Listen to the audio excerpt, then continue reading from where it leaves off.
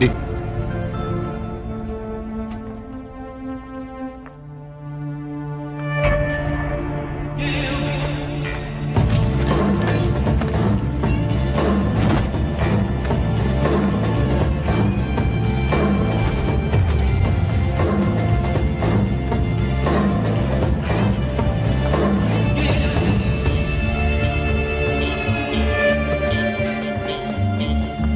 Anh Long, lên xe.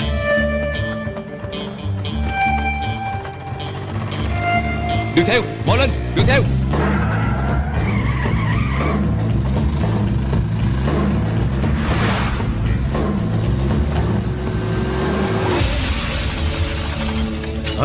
Dạ ghê quá hả, đụng xe ghê quá hả, ghê quá hả.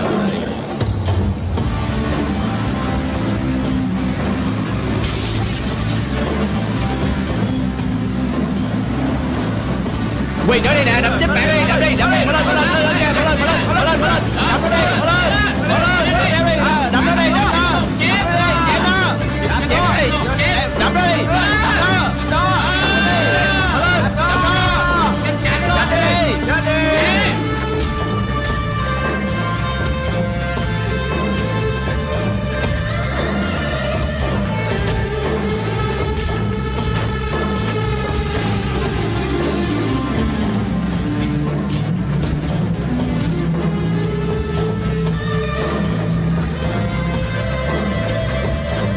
Chém nó đi, chém nó, chém nó đi, đập nó, chém chết mẹ luôn,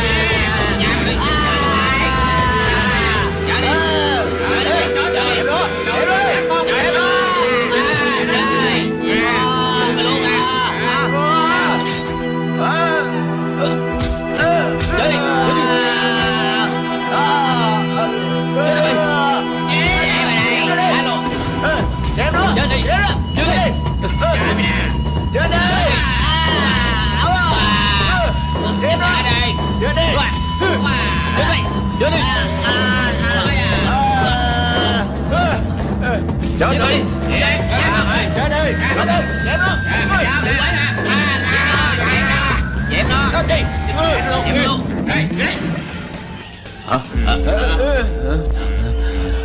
tiến lên, tiến lên.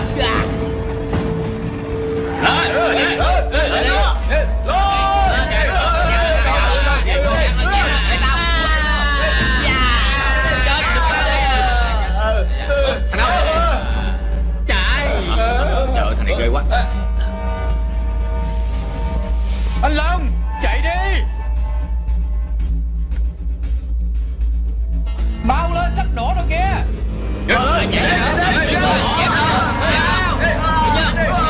Chết đi mày. Chết rồi.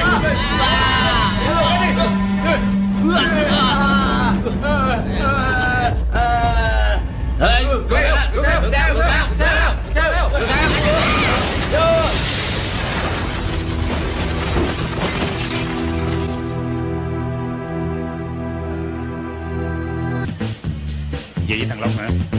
Không có giúp tao nữa. Là bởi vì anh Long bị kẹt, em mới qua giúp cho anh thôi. Đằng nào hai cũng là anh em đồng môn mà. Em đã vào trước nếu như anh trở về. Tao biết nó về phất cờ rồi sao? Vậy thì chưa. Người ta chưa có phất cờ, mày quan hô la lối làm gì? Muốn theo nó ăn cơm tàn tật hả?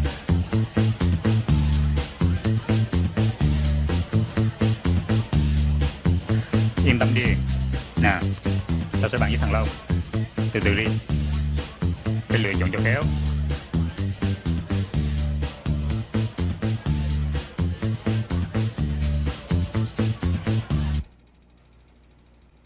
Ê, vô đây ăn đi nè. Ăn đi, anh Long à. Ăn với em đi. Anh Long. Hết điều này đến điều kia ha, bớt đi. Dạ anh Long.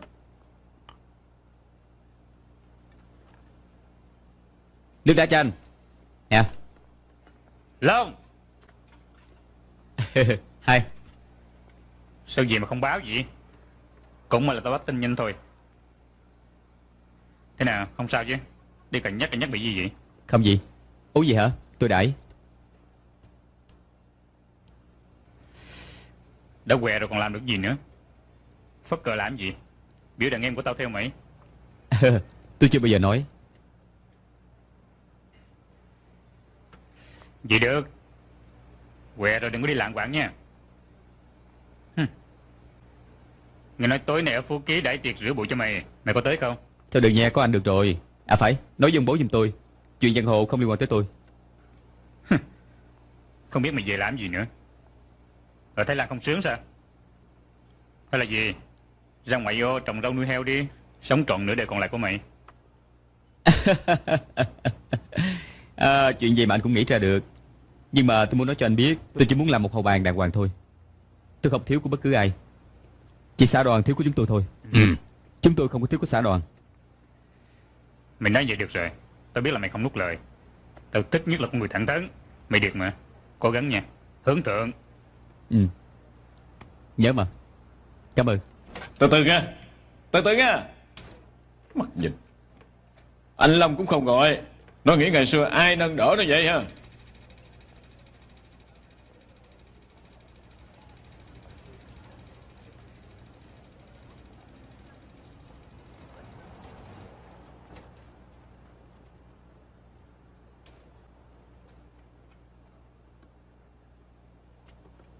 Xin hỏi muốn ăn gì? Thịt bò cà chua ngon gì lắm đó.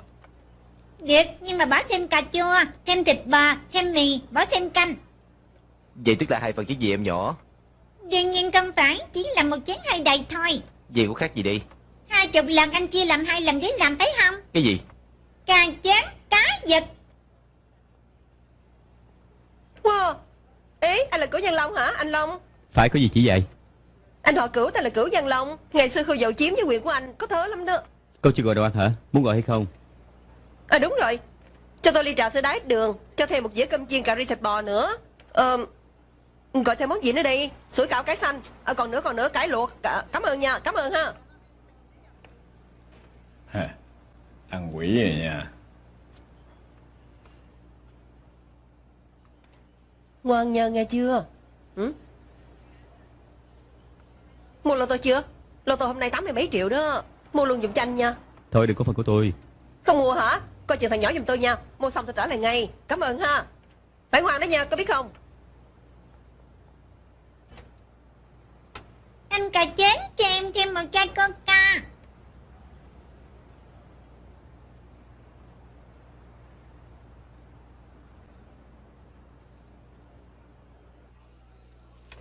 Ủa anh Quả Sơn nói nằm nhà thương mà. Nằm dạo đây chào anh hả? Khỏe không? Được. Xin chào. Mời vô trong. Chào. Nó nói nó không tới. Nó nói làm nghề đàng hoàng. Không biết là có phải nể mặt ông hay không?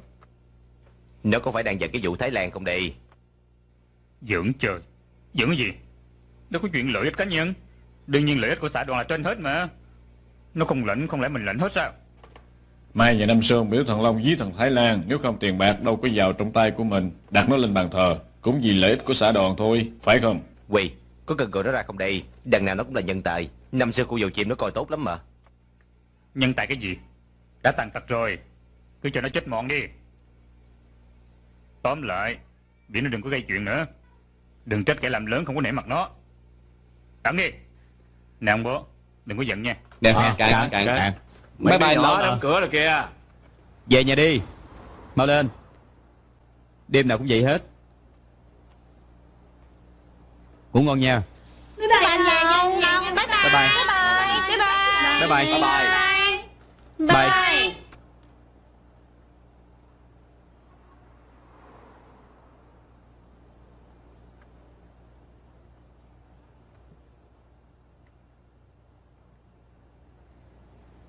Quay, làm sao bây giờ? Má của em á, lo cờ bạc mua lô tô quên về rồi. Đà, cái này ngửi đâu? Em nói gì vậy? Đà.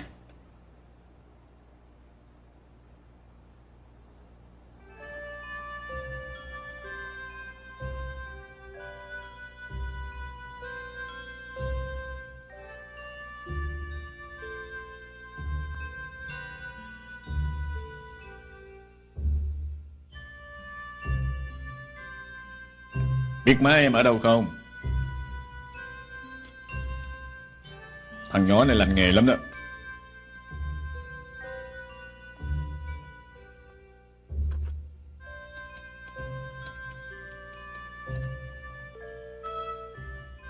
Gọi giùm cô Bonnie làm ơn. Ai vậy? Tôi là thằng Long, quán cà phê Cửu Long. Cô lo cờ bạc đem con bỏ chợ hả? Cái gì con tôi chứ? Là con của Helen và anh đó. Tôi đang chạy trốn, anh tự lo liệu đi. Còn nữa, thằng con của anh muốn gặp anh lắm. Hả? Vậy đi nha. Ok. Quay, cô nói gì?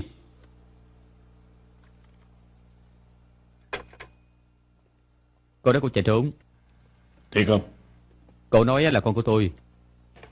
Em nhỏ, má em tên gì vậy? Helen. Còn ba em? Tưởng danh Lâm. Em tên họ là gì? Năm nay bao nhiêu tuổi? Phan Thị Lâm 6 tuổi. Như vậy hồi tối đêm qua em ngủ ở đâu? Thì nằm chỗ đêm qua đó. Hôm trước. Thì là chỗ hôm trước. Hỏi xong chưa, phiền quá. Cho anh biết má em ở đâu đi. Vậy thì không hỏi nữa. Em đã không gặp bác lâu lắm rồi. Em phải đi tắm. Em phải đi ngủ nữa. Nếu không sáng mai sẽ đi học trễ. Ok, phòng tắm bên kia. Anh nhớ Helen là ai không? Helen đó, Phan Diễm Hồng. Ồ, nhớ rồi. Con Bonnie nói cái thằng nhỏ này á là con của tôi và Helen.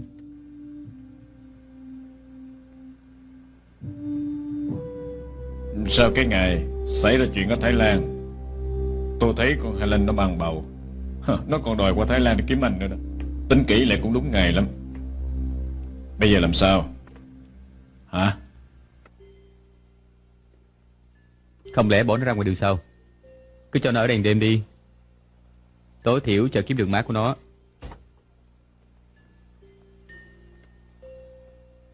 Wow, nếu như có đứa con lớn như vậy cũng sướng chứ hả?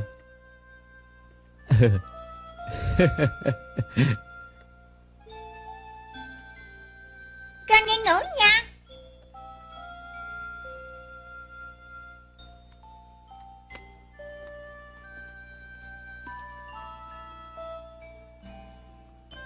Sáng mai làm chị mua giùm con 2 bộ đồ mới.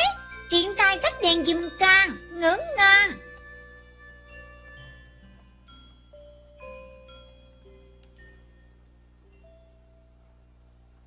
Cái thằng nhỏ này, nó giống anh như đúc vậy đó.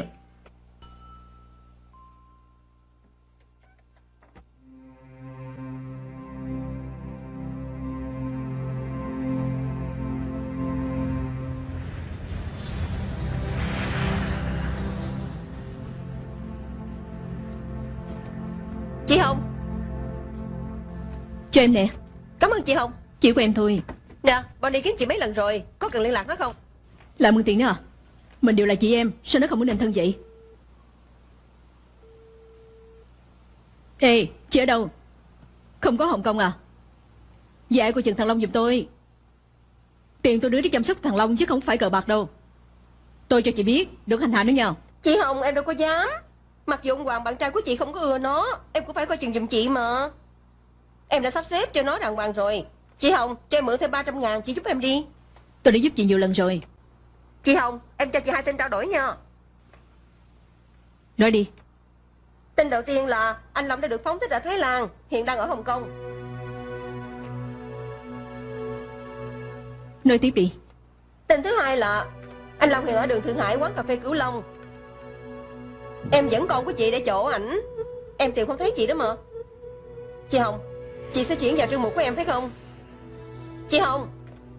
Chị Hồng. Tôi nói sao làm gì vậy? Cảm ơn chị Hồng. Cố Văn Long đã về. Dạ phải, họ đồn dữ lắm. Anh Tư, chở tôi về. Dạ chị Hồng.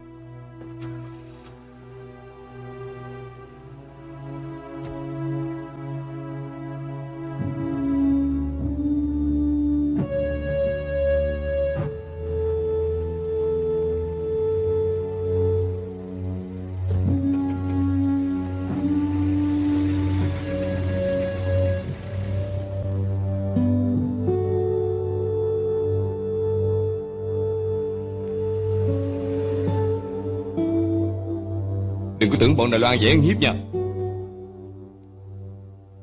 Vậy thì đỡ. Cảm ơn anh thông cảm cho tôi. Nghỉ. Sao khuya vậy? Trời mang khuya đó. Máy bay bị trễ. Nè, ăn đi. Đáng lẽ tối nay anh phải ăn cơm với bọn Hồng Kông. Tiếc làm chưa vậy? Anh đi cũng được gì. Em đi tắm.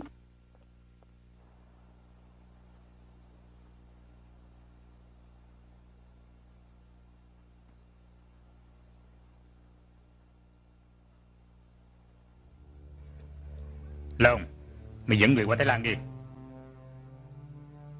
Nhưng mà đừng có thủ tiêu nó. Thằng này thiếu của xã đoàn nhiều lắm. Moi ra nó được rồi cho tao biết. Phải cẩn thận đó nha. Thằng cha này ở Thái Lan cũng có thớ lắm. Thằng Lạc, thằng Phi, về thu xếp. Dạ anh Long. Anh Long à anh Long, với con em. Mày cưới vợ đó mà, không cần lo sao. Còn em. Làm để phụ đi.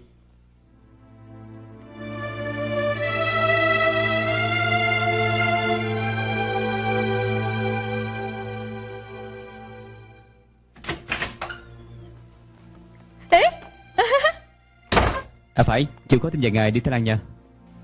Đi Thái Lan? Làm gì? Làm việc. Em cũng đi. Đừng có giỡn làm gì đó mà, tránh ra đi. Không chịu. Không cho em đi, ai chăm sóc cho anh đây? Ngồi xuống. Em đem theo cái này. Ok, thu xếp đi. Bà chạy nó đang nhớ nha.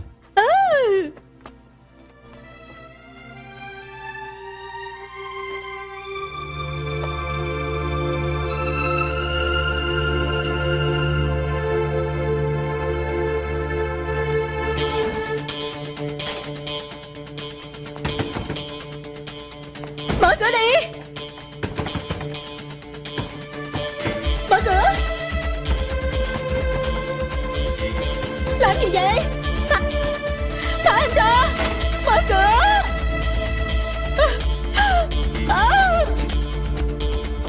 Thả em ra.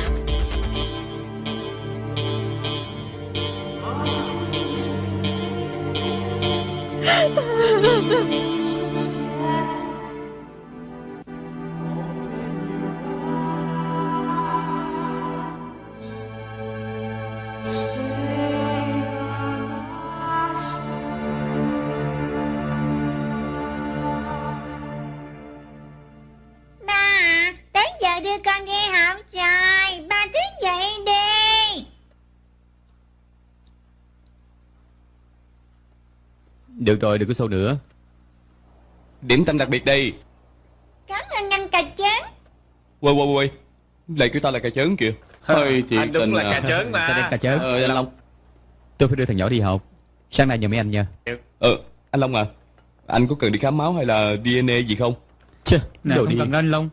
Dùng phương pháp truyền thống đi. Vậy thì được rồi. Đồ điên.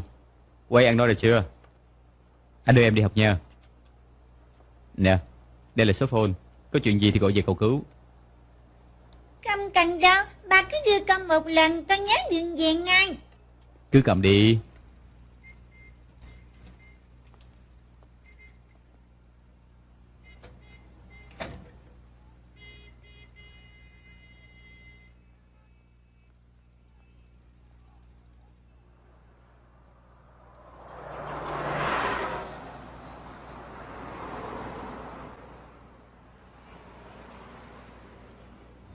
Rẽ trái.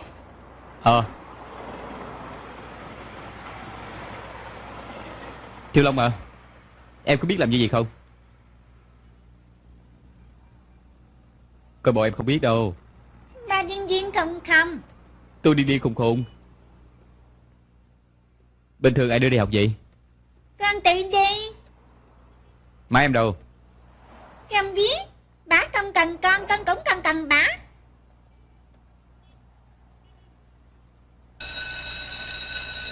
Bá thà chờ cho anh với. Ba. Ê, chờ tôi với, cảm ơn. Cô Mâm. Phan Thiệu Long, mau lên lớp đi, mau.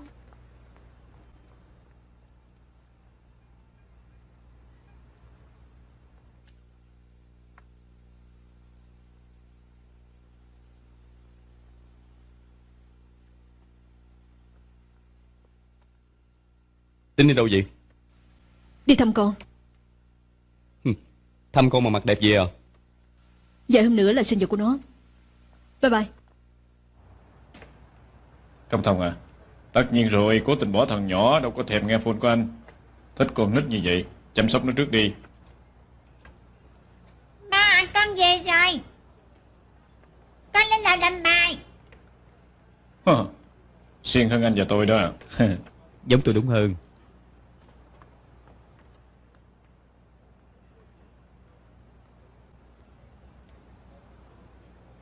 Ngoan quá, biết làm bài hả? Dạ phải ba. Đói bụng chưa?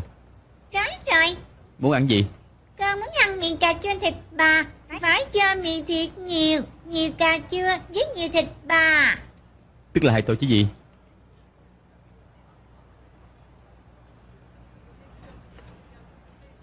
Hello, sao hôm nay sớm vậy? Wow, hai đứa bây giờ. Người ta vừa mới tan học thôi. Có cần gọi gấp vậy không? Cần chứ sao không? Có chuyện gì? Tối nay con Lisa nó đãi ăn cơm. Ăn xong rồi đi nhảy đầm. Ê, sao hả? Mau đi về thay áo đi. Thầy áo. Thầy cho đã nha. Ê, đưa đi thuốc coi. Wow, trời còn chưa tối, chưa chi đã nghiện thuốc rồi. Hút thuốc không cần phải chờ trời tối chứ. Tặng thuốc tôi cho anh đâu rồi? Đem bỏ rồi. Sao kỳ vậy? Quà gặp gỡ tặng cho anh mà đem bỏ. Ăn gì đi cô hai? Cái này đi. Nghe nói anh nấu phải không? Biết ăn đó nhờ. Tới lâu rồi hả? Đương nhiên. Nè, mày kêu gì ăn thử đi. Chờ mày lâu lắm rồi đó. Kìa nhớ. Ăn gì đây? Chào anh, sao ăn gì order cho anh Long nha. Không có lấy 10 đồng bạc cắt chứ? Đâu có. Ngày nào cũng mất mấy cái đó. Không phải là anh em đâu. Không có đâu, họ theo tôi lâu rồi mà. Bạc cắt không sao, tiền chẳng có bị mất không? Không. Ngon thiệt. Hết giờ rồi, đi chung đi. Ok, mình đi. Trễ nhất là mày mau tính tiền. Được rồi, tao trả. Anh Khang tính tiền. 80 đồng làm ơn. 80 hả? Tặng cho anh nè. Nè, đừng có bỏ nha. Nhớ đó. Bye bye.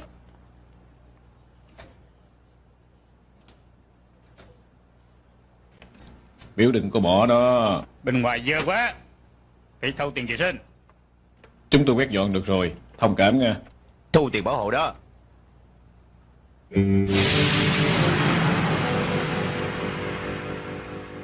Nè, ngoài cửa dơ lắm. Thâu tiền vệ sinh. Chúng tôi quét dọn được rồi. Nhà vệ sinh hả? Là thu tiền bảo hộ. Ồ, thâu tiền bảo hộ hả? Coi cái này nè. Ê, đứng lại,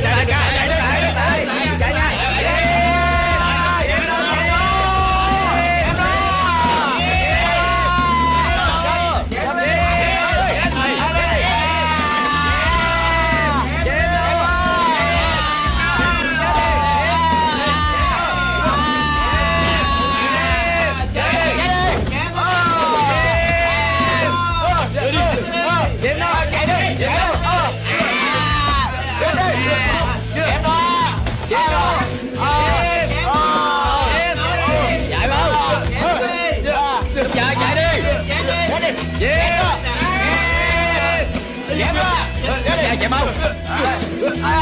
Chạy đi.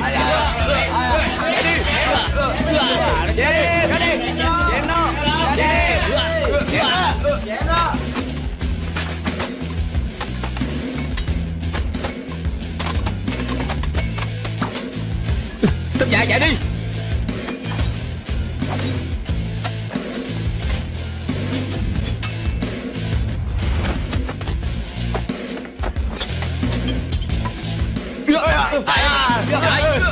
Chạy mau, chạy đi.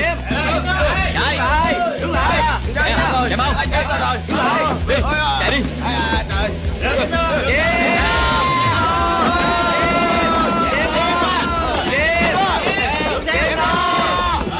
Rút theo. Chết tôi rồi. Đứng lại. Ráng chịu nha. Chịu đựng nha. Ráng chịu nha. Ráng chịu. Con Bảo à, tao không chơi nữa đâu. Từ nay tao không có đi thâu tiền bảo vệ nữa.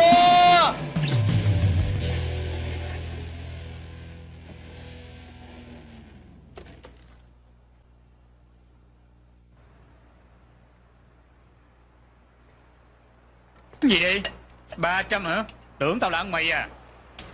Mày đó nha, ngó gì? Lấy ra hết đi, muốn ăn đòn sao? Đủ chưa? Chị Hồng. Tụi bay là... Xin lỗi chị Hồng, tụi em đi.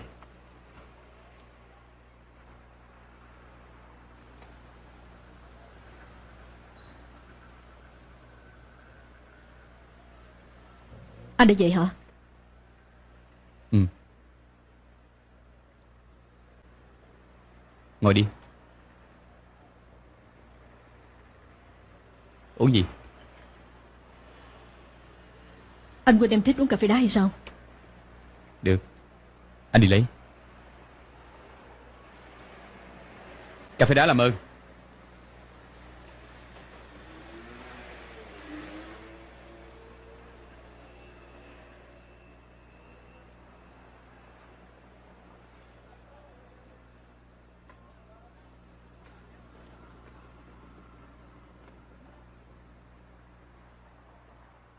Em xem đứa con cho anh hả? Sao chân của anh bị như vậy? Sao em không chăm sóc cho nó? Ngày xưa anh hùng lắm mà. Người ta chơi anh có không trả đũa. Nhớ lại trước kia anh đã cho họ biết mặt rồi. Anh chỉ muốn biết em muốn đem nó về hay để nó ở lại đây?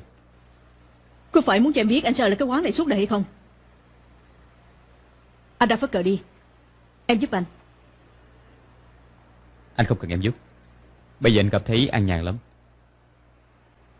Anh chỉ muốn biết em muốn bỏ đứa con phải không? Không sao, anh có trách nhiệm.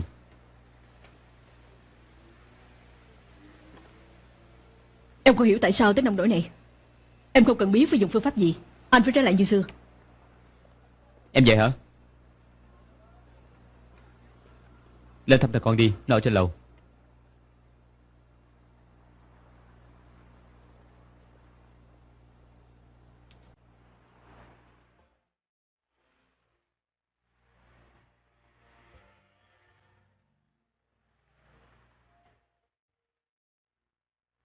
Anh Long, anh quen chị Hồng hả? Đúng rồi, Đúng anh rồi, quen biết đâu. Nói đi mà nè, Lo. lo không?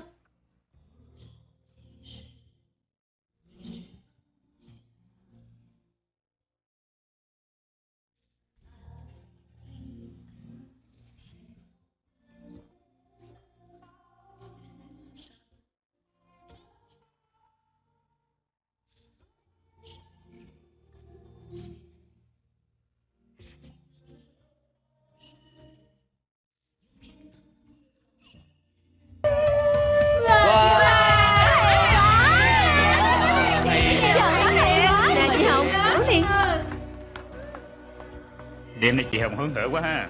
Khu của tụi mình khác hẳn đó. Qua đây.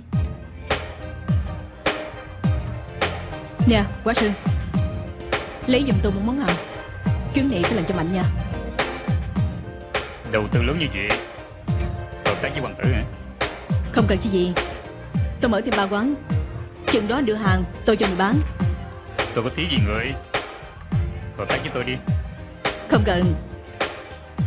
Tôi đã kiếm được người có thứ. Hắn phất cờ rồi, mấy trăm người xung phong. Ai mà có thớ quá vậy? Đang nói tôi à? Thì không đây.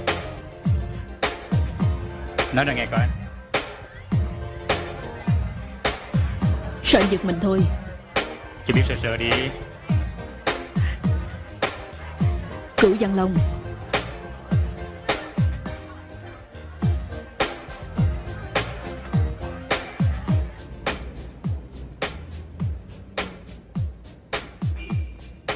Đây cơ. Thế nào? Anh bị em tới quán cà phê Cửu Long thâu tiền. Thằng què đã bất lực lắm. Em cầm ly nước đổ trên đầu nó đổ xuống. Nó không có dám làm gì em. Sợ té đáy luôn. Mai nhờ chị Hồng tới, còn chơi dài dài. Tránh ly nước cũng tránh không kịp. Còn đòi cấm cựa. Giang là Ngôn. Người đẹp. Tránh ra đi. Giang là Ngôn. Đây là cô mang phi bạch thuần đó. Anh nói ngoại hình tôi hút thuốc. Mau được cho tôi. Tôi lấy đạn cuốn thôi, có hay không? Có hay không? Vậy anh có quay thuốc hay không? Trong này làm gì có máy quay phim? Vậy là anh chơi tôi rồi. Chết mẹ. Đừng chửi nha. Ngồi xuống đi. Ok, tôi bỏ qua. Muốn ăn gì đi? Tối nay tôi đãi. Chỉ có tối nay thôi à? Sợ Đêm cô nào tôi rồi, cũng đãi xuống cô đây đêm đó. nào đãi hết. Vậy mới nghe được. Lo làm việc đi. Coi cine hả?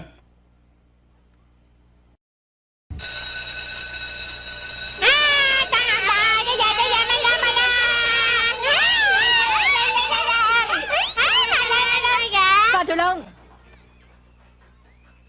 Thiệu Long, có người rước em về sao?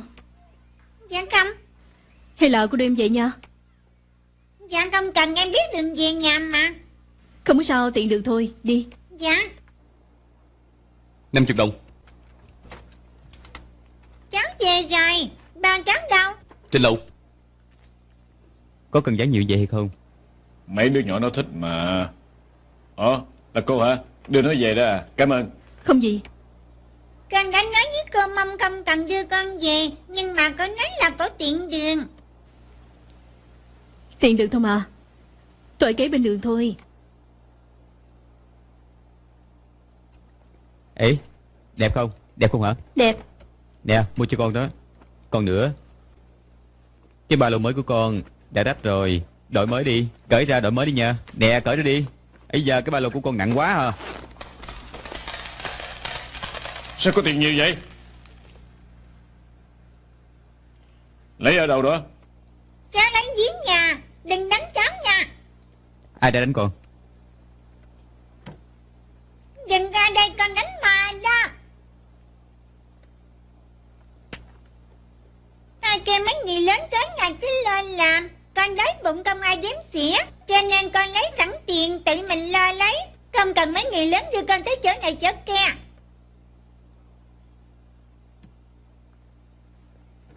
Ai thường đánh con vậy? Bà con, anh Na gì Bunny cũng thường đánh con. Con có biết cái búa không nên sử dụng bậy bạ hay không?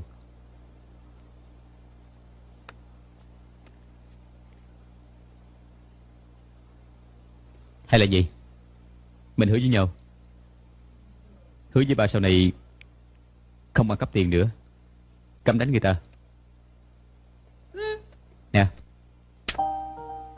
Ngéo tay trời, không được nuốt lời ba nói đó. Con cũng hứa rồi đó nha.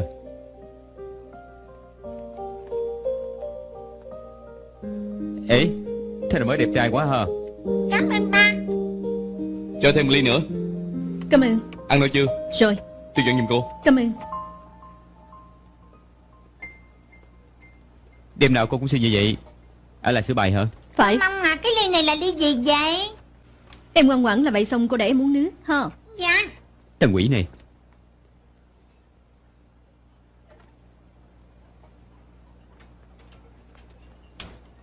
Qua đây, ngồi xuống làm bài đi. Ê, tôi đã nói rồi, nó ở đây mà. Sao kỳ vậy, không chịu mở phone? Chuyện gì? Tối nay đi nhảy nhờ? Thôi không đi. Có thiệt không đi? Tôi mời cô đi nhảy cho sướng mà cô không chịu. Ở đây về kèm thằng nhỏ. Học chơi trò tình thương hả? Quen danh lắm hay sao? Làm ơn tránh ra đi. Làm bộ kìa. Làm gì kỳ vậy? Con nít ăn hiếp. Long à, theo cô qua đây. Nhỏ đó dưỡng mặt quá vậy. Cho nó thêm một viên thuốc bảo đảm theo mày ngay. Đừng nhờ bạn của em đó. Chì, em cũng uống nhiều rồi mà sao không thấy em chết? Thì không. Cô Mông, lúc nãy là lỗi của tôi. Ly nước này xin lỗi nha. Bài đó, để xuống đó đi. Uống đi, uống đi. Đấy. Wow, con nít mà lộn xộn mày. Đánh chết cha bây giờ này. Chết mày. Nè anh bạn, anh lại đi. Nó là thằng con của tôi. Con của anh hả? Xin lỗi nha. Có tin tôi đập mày không đi? Buông ra đi, tôi vẫn chơi thôi à. Buông ra đi, ai da.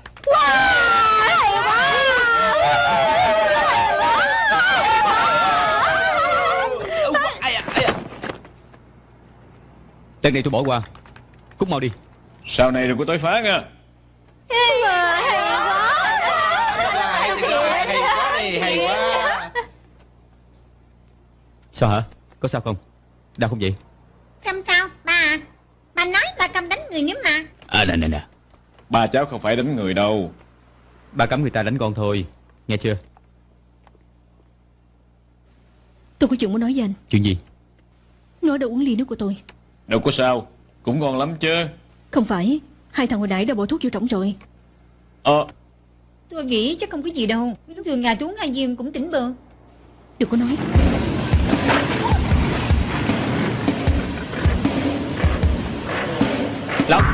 Long à.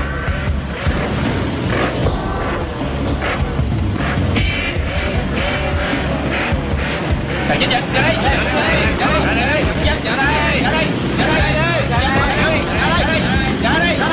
Đi bệnh viện. Anh Long, tôi đi nhanh. Anh Long, bên ngoài có cả đám người tới. Ra đây. Cô đưa đi bệnh viện giùm tôi. Được. Cứ sao ạ? Ra đây. Thằng que.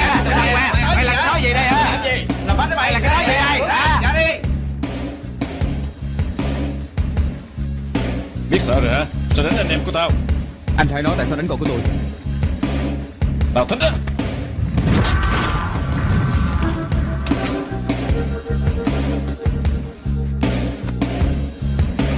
Cho là thằng tóc dài Cửu Long đi. Thằng này giống cây với Long. Tao là thằng Tam Minh Cửu Long đi. Thằng nào dám tới phá anh Long hả? Tụi tao là quán cà phê Cửu Long đây. Để cả điện thoại. Đại ca, nguy rồi. Chuyện gì? Alo, Anh qua thằng cầu đi. Alo. Cửu Dân Long đã thổi còi rồi. Cửu Dương Long tập hợp cả 100 người lần đó. Què nào mà còn biết chuyện. Cửu Dân Long thổi còi đi lịa. Cả 100 người sẽ đủ đồ nghề đó. Alo. Alo chị Hồng hả? Cho đi. Tối nay Cửu Dân Long xích phòng lắm. Còn chưa thổi tôi với 100 người đã tập hợp ở quán cà phê Cửu Long rồi. Xin lỗi cái gì đại ca? Tôi dẫn hai thằng em út tới xin lỗi anh Long thôi. Xin lỗi anh Long đi. Dạ, lỗi cái gì chứ? Lỗi là không sao. Đứng lại rồi á. Đi vào đi. Anh Long, cảm ơn nha. Mày làm cho người trực ở đây thôi. Em bắt được tin là tới ngày. Chúng tôi cũng vậy. Đúng rồi đại ca, cho tụi em theo anh đi. Đúng rồi anh Long, cho tụi em theo đi. Đúng.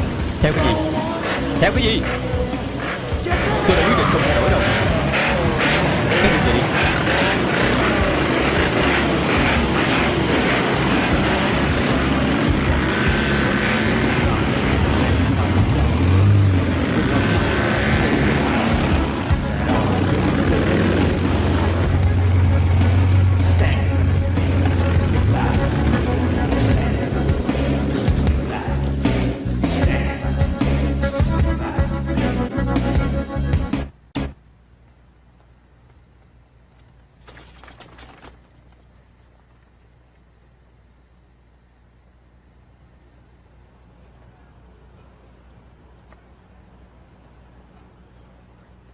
Thằng Long sao hả? Anh Long, nó không sao. Đang kiểm tra. Anh không sao chứ? Không sao. Anh Long, chờ tôi qua đây. Chuyện gì? Xin lỗi, tôi không ngờ họ đặc biệt như vậy. Tôi chỉ quen với 2 đứa bạn gái. Mấy đứa con trai tôi không có quen. Tin tôi đi. Bình thường hay uống thuốc à? Không có. Tôi không có uống mà. Tôi chỉ thích nhảy thôi. Bỏ đi, tuổi còn nhỏ mà. Nhỏ? Tôi đã 20 tuổi rồi. 20 tuổi có thể dạy học sao? Sao lại không được? Đằng nào em cũng là học sinh của ưu tú tốt nghiệp sư phạm mà. Dạy học thì cũng hay chứ. 1 năm được nghỉ 90 ngày. Nghĩ nhiều như vậy để làm gì? Làm gì hả? Thì đi chơi. Đi chơi. Nhưng mà cũng hay. Làm người như cô cũng vui vẻ lắm. Không có gì phải lo. Đúng rồi, tôi không có gì phiền hết. Làm người giản dị không có tốt hay sao? Tôi chỉ làm những gì mà tôi thích làm thôi. Tóm lại không hại ai là xong. Tôi cho anh biết, người nhà gọi tôi là cái con hồ đồ. Nhưng mà đừng có cho người ta biết nha.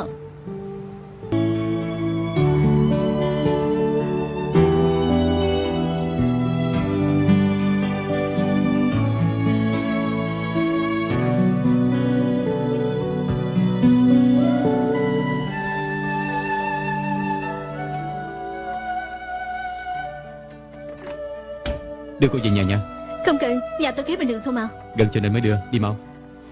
Ở đâu vậy? Biết rồi, tới ngay mà. À phải, thần con của anh cũng rất là ngoan. Con tôi phải không? Anh ly dị lâu rồi hả? Ly dị? Không, không có ly dị. Bởi vì trên căn bản tôi còn chưa kết hôn.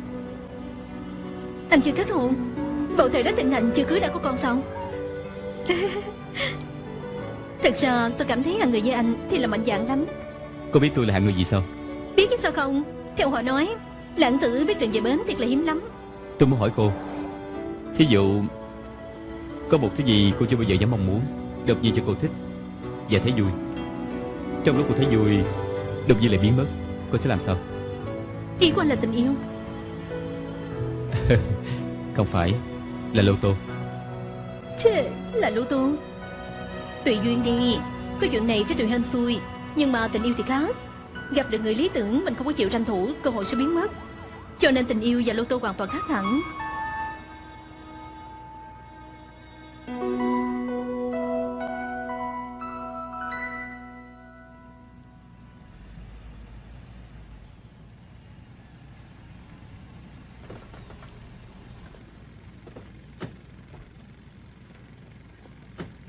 Chị Hồng à, nè, tôi đừng có chơi nữa.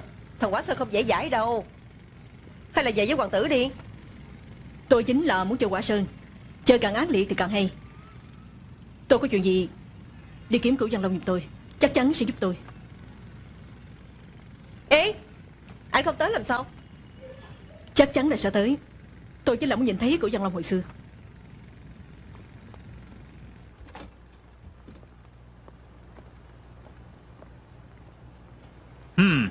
Chị Hồng, lo là chị không tới nữa. Ngồi đi. Nè, năm 86 có việc không? Chúng ta hợp tác lâu rồi, lúc nào cũng rõ ràng mà. Hàng thì chị đã nhận rồi, nhưng mà tôi chưa có nhận được đồng xu nào hết. Đừng có chơi tôi nha. Đúng rồi, tôi cho anh không nổi hay sao? Chị Hồng, chị đừng có ý là có hoàng tử chống lưng cho chị nha. Tôi cần gì phải yêu hoàng tử? Tôi và anh em của tôi tố anh không nổi sao? Thằng què hả? Tưởng tôi là thằng ngốc à? Tôi nói cho chị biết, nếu mà không thanh toán số tiền thì đừng trách tôi không nể mặt. Ok, cứ coi như là tôi không nể anh đi.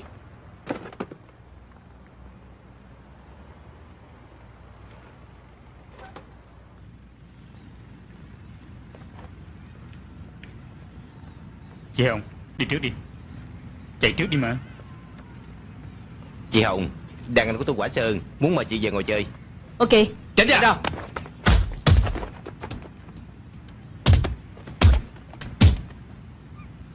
Đi mau đi.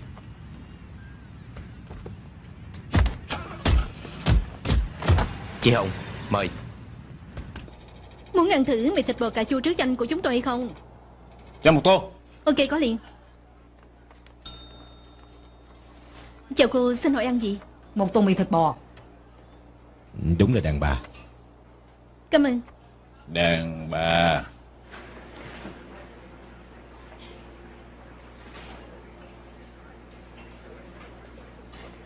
Ê, cô mong cô làm gì vậy?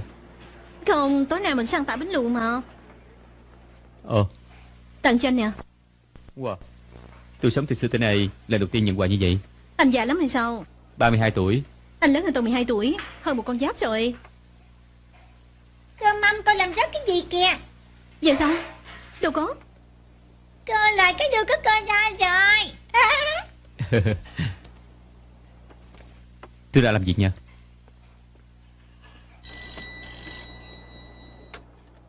Kiếm ai vậy? Chờ chút nha. Anh Long, điện thoại. Alo. Anh Long, hồng macaron ở trong tay của tôi không biết là hai người giở trò gì. Nếu muốn mua hàng của tôi, được, thì là 15 triệu. Nếu như không thì trả hàng lại cho tôi. Hàng gì đây? Anh là ai? Đừng có làm bộ nữa, tao là Quả Sơn đi.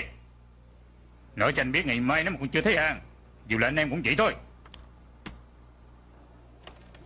Chuyện gì vậy? Thằng Quả Sơn. Xin hỏi anh Long có đây không?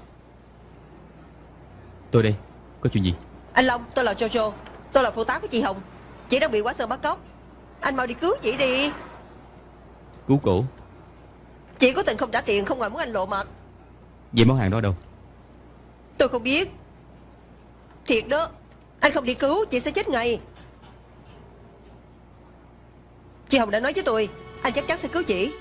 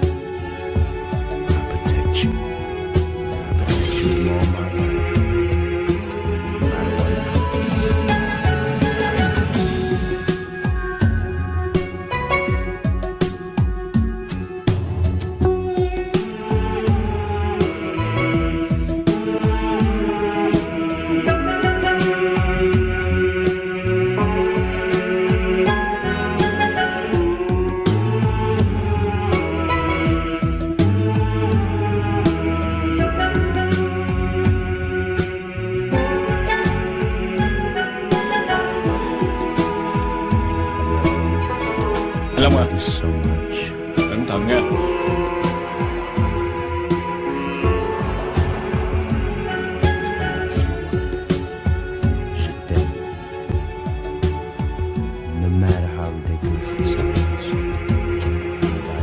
Đi kiếm hoàng tử đi. Đi đi.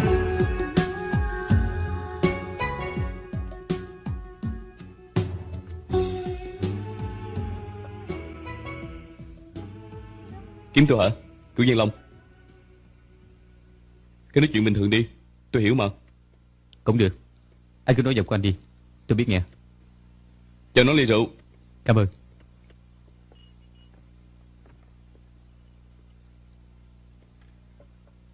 Hoa Sơn đã bắt cóc Helen bởi vì cổ đã lấy một số hàng 15 triệu.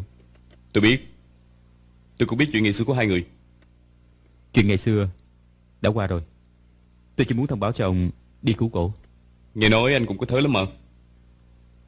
Sao anh không đi cứu nó đi? Bởi vì anh mới là đàn ông trong mắt của nó. Tôi không phải. Huống chi tôi chưa đủ sức.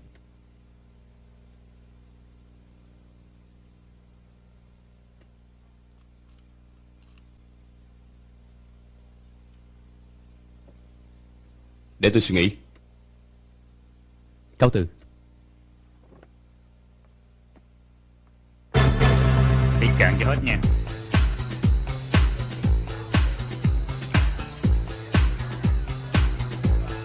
Hoa Sơn, tôi tới dẫn Hồng Mai Cao về. Được. Tiền đâu? Hàng đâu? Thằng hoàng tử này anh không tin hả? Số tiền lớn quá, không có gì nắm trong tay. Nếu là anh thì anh cũng đâu có tin.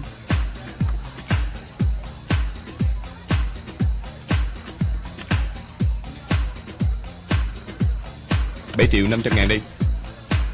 Phần nữa còn lại tối mai anh sẽ nhận được.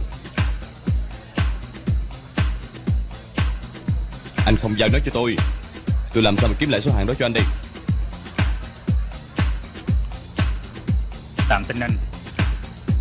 Ngày mai anh đem hàng tới, tôi sẽ trả chi phí lại cho anh.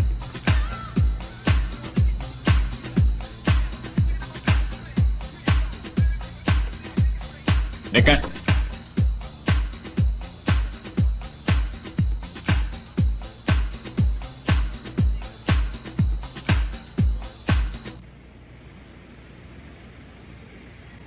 Cửu Giang Long không tới em thất vọng lắm hả? Em giở trò gì đây? Em hết sai rồi, nên nói cho anh biết đây là mong muốn cá nhân của em. Đúng là mong muốn cá nhân của em. Em cho anh biết, em nhớ trông chờ anh.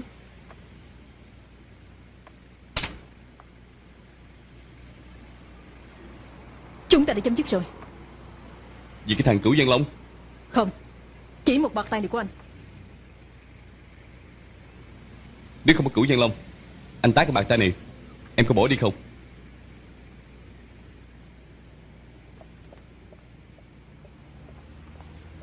Anh cho em biết 7 giờ tối mai, nếu em vì Cửu Nhân Long không giao hàng ra, anh không tha cho hai người đâu. Ăn được chưa? Đói bụng quá rồi, đừng có chờ nữa. Ăn đi. Không được, ba chưa về.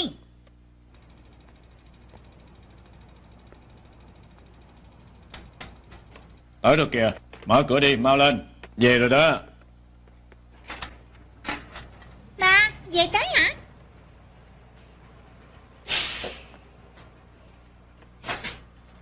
Vậy thì tốt, ăn đi, đói bụng rồi. Ăn đi. Nè, vụ đó tới đâu hả? Không có gì.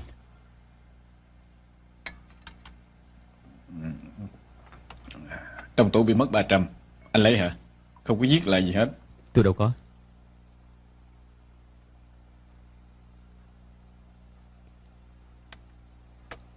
Là con lấy hả? Dạ. Con lặp lại coi. Dạ. Con đã hứa gì với ba là ăn cắp tiền nữa? Nói tại sao phải ăn cắp? Con không phải ăn cắp. Cùng Con cãi. không phải. Con nói cái gì đi? Sao dạy hoài mà không chịu nghe? Đó là con nít mà. Nhưng đã ngoéo tay rồi. Trả cho ba nè. Hôm nay con sinh nhật. Con mua bánh sinh nhật để trong túi lạnh. Con có viết lại tờ giấy rồi mà.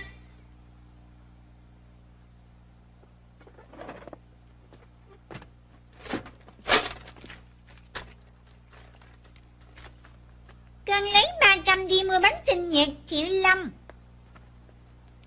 Sinh nhật cũng không vui vẻ. Có viết lại thiệt mà. Ê Thiệu Long.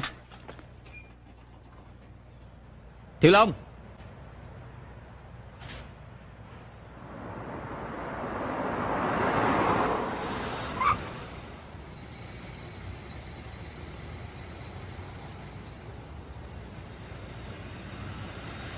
Quay.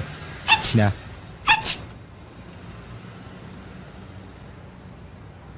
Long ạ.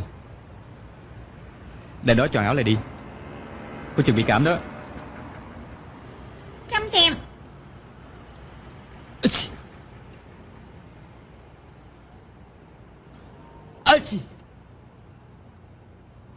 Nếu lạnh thì tự về nhà đi.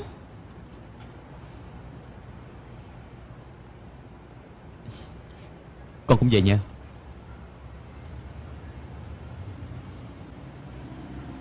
Mệt quá đi không nổi.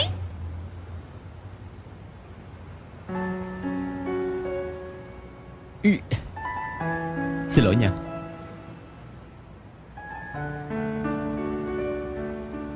Ba có bỏ lại con không? Không đâu. Tại sao? Hay là gì? Ba hứa với con, từ nay về sau ba sẽ làm một người cha hiền. Thiệt hả?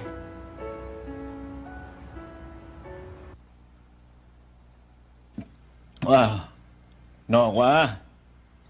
Dạ. Mặc dù là tùy duyên, nhưng mà tôi cũng mua cho anh 2 tờ lô tô. Nếu là tùy duyên thì thôi đi.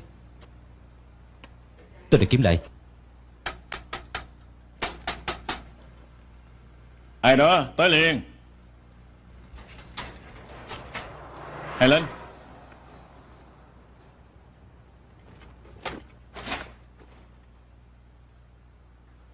Anh không tới thiệt hả?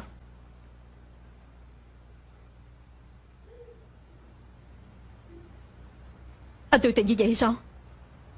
7 năm trước cũng vậy, bây giờ cũng vậy.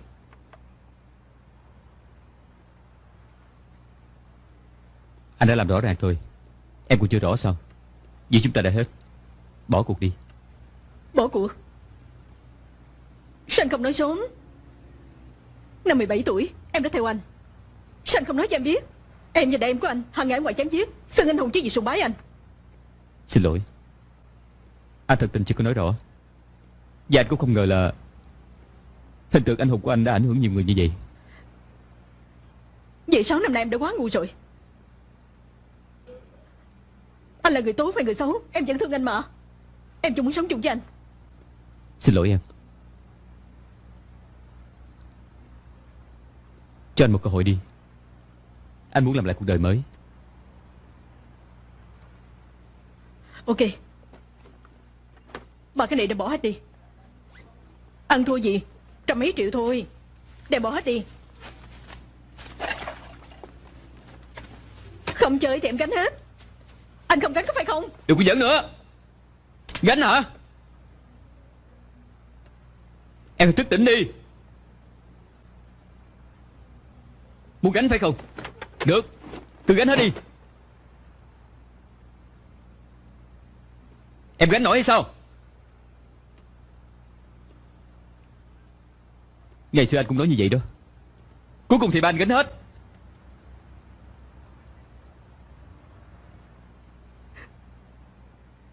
Xin lỗi, nhưng mà anh làm em thất vọng quá.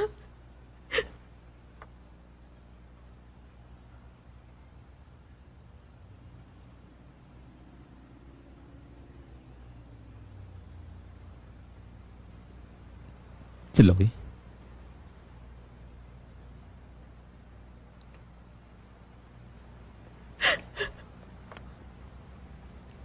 Xin lỗi. Em có trông chờ anh trở về, nhưng anh không bao giờ thương em.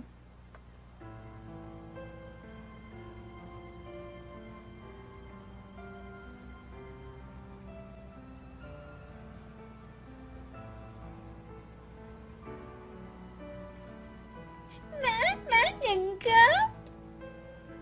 Lòng con. Xin lỗi con.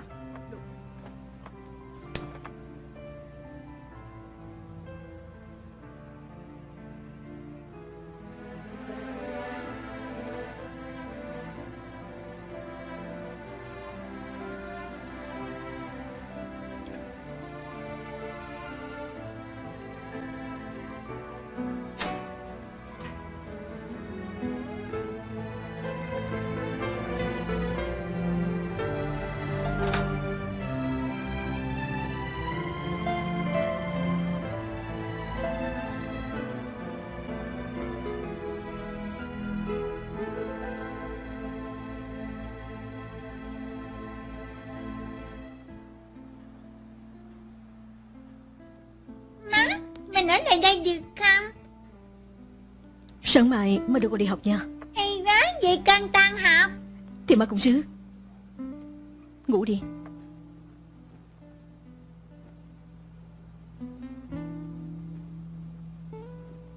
Má, đã lâu con chưa ngủ chim má. Ngủ ngon.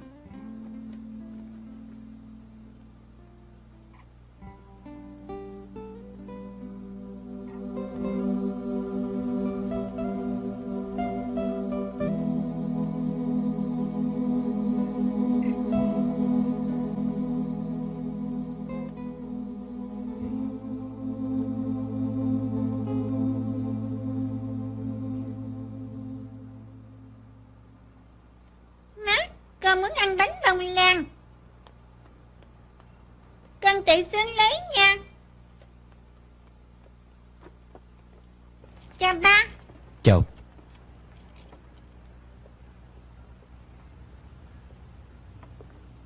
Chào. Chào Chanh. Cảm ơn.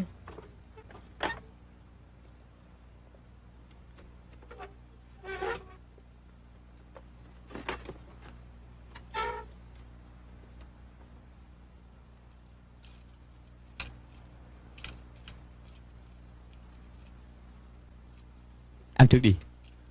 Bữa nay em đưa thằng Long đi học.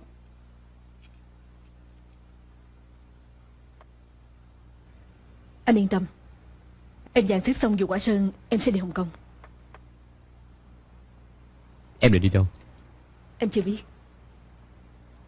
Sau khi được ổn định, làm phiền anh dẫn thằng Long tới gặp em. Em muốn chăm sóc nó. Ừ, ok. Cảm ơn.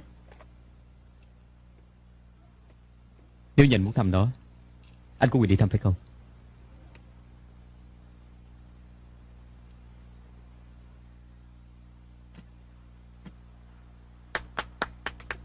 Sinh nhật vui vẻ nè. Lần đầu đầu tiên, con có được ngày sinh nhật với bà Diêm Má. Nè, cắt bánh đi. Ấy, cùng nhau cắt nha. Cùng nhau cắt. Dạ, ngoan. Chà ca giá, chà ca giá, chà ca. Mắm gì? Ngoan nha. Chút nữa má ta rước con. Vô lớp đi. Chào con Mong. Chào. Con.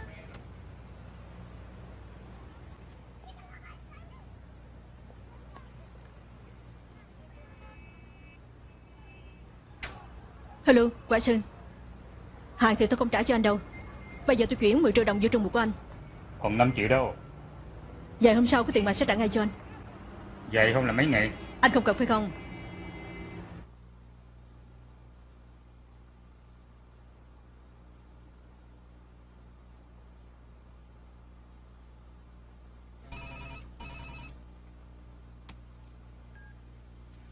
Alo. Anh Hoàng tử, Quả Sơn đây. Coi bộ chi phí của anh phải thực hiện rồi đó. Con Hồng Ma Ca bây giờ mới trả cho tôi một ít thôi. Không biết là giở trò gì nữa. Là con nhỏ của mình mà cũng coi chừng không nổi sao? Anh nói cái gì? Anh đã bị cấm sừng rồi mà anh không biết thôi. Tối hôm qua con ghệ của anh nằm ở trong nhà của Cửu Văn Long đó. Tôi thì ngon lành thông báo cho anh biết. Mất công anh ra gặp thiên hạ còn tưởng mà là xếp xong nữa. Tiếng tâm của anh không có đáng đồng xu nào hết đâu. Anh im đi. Tối đêm này anh tới sân thượng công ty của tôi sẽ cho anh thấy rõ. Được.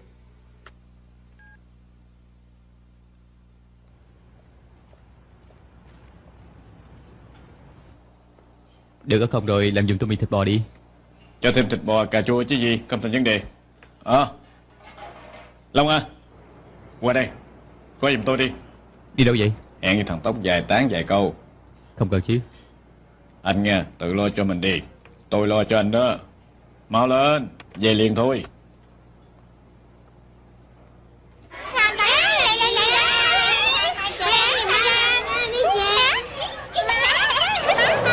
Nè nè, cô có thích hay không? Nè, làm gì? Chị Hồng, ông Hoàng kêu chúng tôi làm việc thôi. Xin lỗi chị nha. Mời lên xe.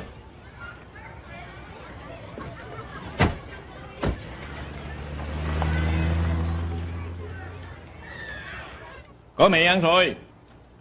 Cảm ơn. Cảm ơn. Cái gì?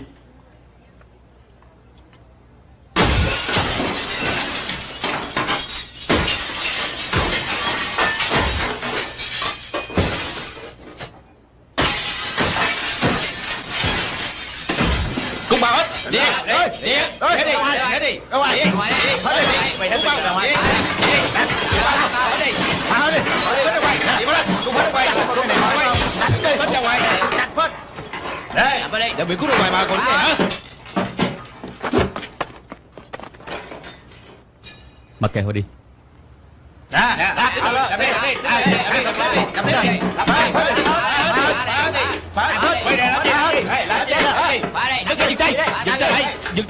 Dừng tay lại. Dừng gì? Tất cả dừng tay lại. Thằng Âu, mày phá ai cũng được hết, nhưng mà phá anh Long thì không được. Tam Ưng, tao làm theo lời của đàn anh thôi. Tụi mình là anh em, mày đứng qua một bên đi. Mày phá anh Long làm ăn thì cái gì cũng không được. Ok, để hỏi đàn anh. Anh Hoàng tử, thằng Ngầu. Hello. Anh Hoàng tử hả? Em đang quán cà phê. Biểu nó nghe điện thoại đi. Kim Mình đâu? Alo. Ê, cho anh biết tôi rất ghét anh. Anh làm người yêu của tôi bỏ tôi. Giữa chúng ta phải dứt khoát. Helen và con của anh đang trong tay của tôi. Bởi vì tối nay anh tới sân thượng công ty của tôi đi. Đừng nói là anh không tới nha. Tôi nhất định sẽ tới. Mày về nói với đàn anh của mày đi. Tránh ra, tan hàng. Đi. Anh Long à, giúp được gì cho anh không đi? Không cần, tôi làm được. Vậy chúng tôi xin phép nha. Anh Long em về. Cảm ơn. Cảm ơn nha.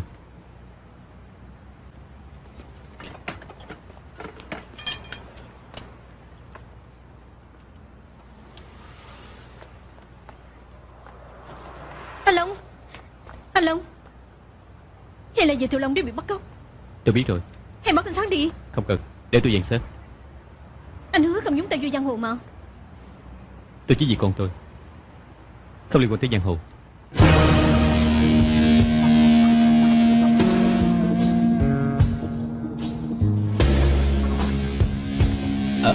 Anh Long. Anh Long. Anh Long. Làm phiền cô chịu cổ giúp tôi. Dạ anh Long. Anh Long. Anh Long. Chào anh Long. Anh Long. Anh Long. Anh Long. Anh Long. Dạ anh Long. Anh Long.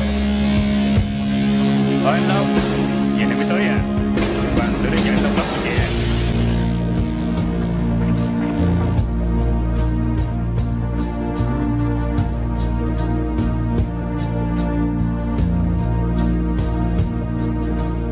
Hôm nay không đánh cùng anh trước mặt mọi người. Cơn giận này không bao giờ nguôi đâu. Nè, không liên quan tới tôi chỉ là trọng tài thôi. Luật lệ thì anh tự quy định đi. Nếu tôi thắng, tôi không muốn nhìn thấy anh ở Hồng Kông nữa. Nếu như anh thua, anh cũng không bao giờ gặp mặt tôi ở Hồng Kông.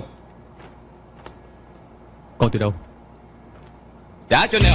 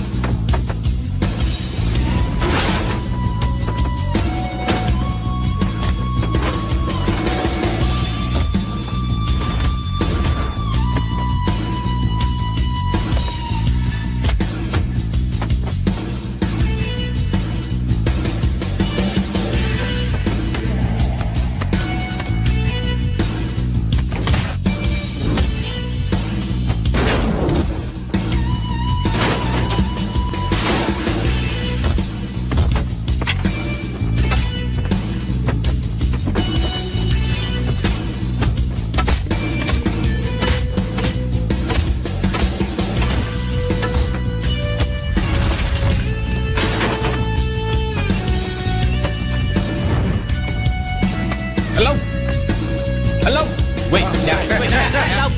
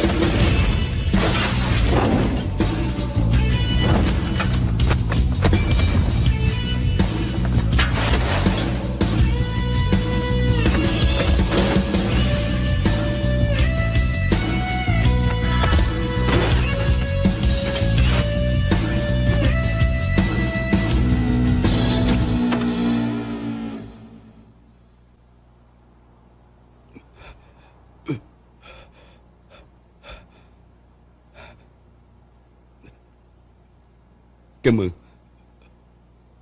Tôi chỉ thua rồi. Thả người.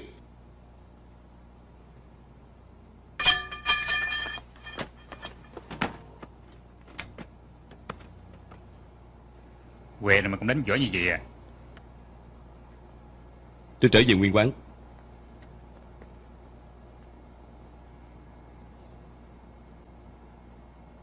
Ba đứa bay cũng đi theo chứ gì, phải không? Nè, xách chai rượu cho tao. Chúc mừng anh Long đi.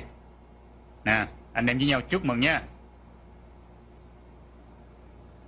Vậy mà cũng không nể mặt sao?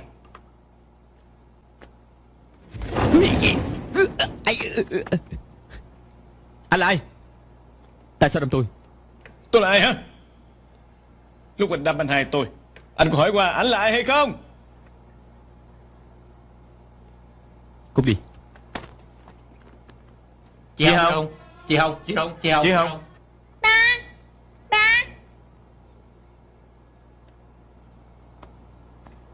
Ba, con không thích chỗ này, mình về nha. Ok, mình về. Lên đi. Tao cũng cần lên ngôi mà.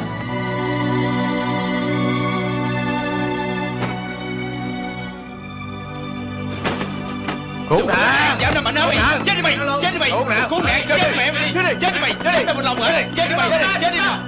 Anh Long, chết đi. Đừng có chết nha anh Long. Anh Long à, anh Long. Anh Long, ráng nhịn nha. Ráng nhịn nha. Anh Long, Ráng nhịn. anh Long, em có mình chết, anh có ghê không? Anh Long, ráng Anh nhịn. Long, anh Long, Anh Long, anh Long, anh Long, anh Long, anh Long. anh Long, anh Long, anh đừng có chết. Anh không sợ. Nè, dám nó mạnh chết đi mày. Chết đi mày, chết đi mày. Chết đi nè, làm gì đây? Chết đi. Nè. Anh Long, Anh Long, anh Long.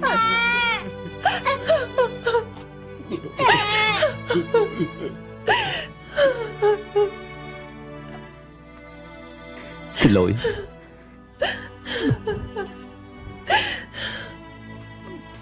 Bà hứa không bỏ lại con. Bà làm không được. Xin lỗi con.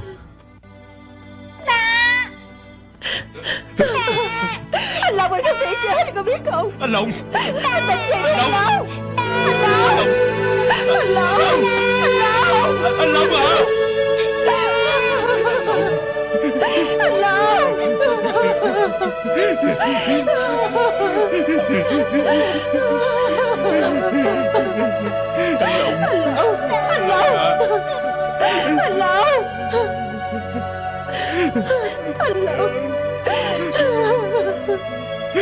Long. Anh Long. Anh Long à.